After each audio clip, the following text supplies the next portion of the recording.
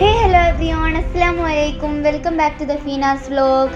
Guys, ഇന്ന് ഞാനൊരു അഭിമാനകരമായ വീഡിയോയുമായിട്ടാണ് വന്നിട്ടുള്ളത്. 2023 നടന്ന സിവിൽ സർവീസ് എക്സാമിൻ്റെ റിസൾട്ട് പബ്ലിഷിംഗ് ഇന്നലെ ആയിരുന്നു. സിവിൽ സർവീസ് എക്സാമിൽ മലപ്പുറം ജില്ലയിൽ 317 റാങ്കോടുകൂടി ഉന്നത വിജയം നേടിയ ചമ്മങ്കടവ് പറവത്ത് ഫാമിലിയിലെ ഫാത്തിമ ഷിംന പറവത്ത് എൻ്റെ മാമൻ്റെ മകൾ കൂടിയാണ്. ഞങ്ങളുടെ കുടുംബത്തിലെ ഒരു സന്തോഷകരമായ നിമിഷത്തിലൂടെയാണ് ഞങ്ങളിപ്പോൾ കടന്നു പോകുന്നത്.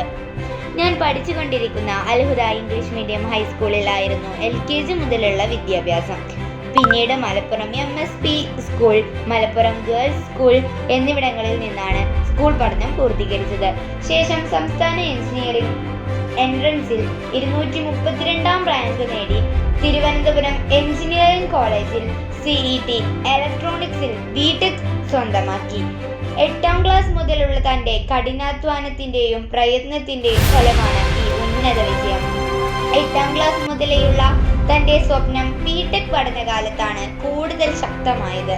സിവിൽ സർവീസ് സ്വപ്നം കാണുന്നവരോട് സിനുത്താക്ക് പറയാനുള്ളത്, എന്തിനു വേണ്ടി സിവിൽ സർവീസ് നേടണം എന്നതിനെക്കുറിച്ച് കൃത്യമായ ധാരണ നമുക്കുണ്ടായിരിക്കണം. അല്ലെങ്കിൽ ദീർഘമായ ഈ പഠനം മണിക്കൂറുകൾ ബോറടിപ്പിക്കും. വേങ്ങര ബ്ലോക്ക് ഓഫീസിൽ നിന്ന് വില്ലേജ് എക്സ്റ്റൻഷൻ ഓഫീസറായി വിരമിച്ച പറവത്ത് ആലിക്കുട്ടി ഹാജി എന്ന എൻ്റെ അമ്മാവൻ്റെയും TE സഫിയ എന്ന എൻ്റെ അമ്മായിയുടെയും മകളാണ് ഫാത്തിമ ഷിംന പറവത്ത്. ഡോക്ടർ സമീർ അലി, എഞ്ചിനീയേഴ്സായ ജഷീർ അലി, ദിൽഷീർ അലി എന്നിവരാണ് സഹോദരന്മാർ. പറവത്ത് കുടുംബത്തിന്റെ യശസ് വാനോളം ഉയർത്തിയ ഫാത്തിമ ഷിംന പറവത്തിന് എൻ്റെ 1000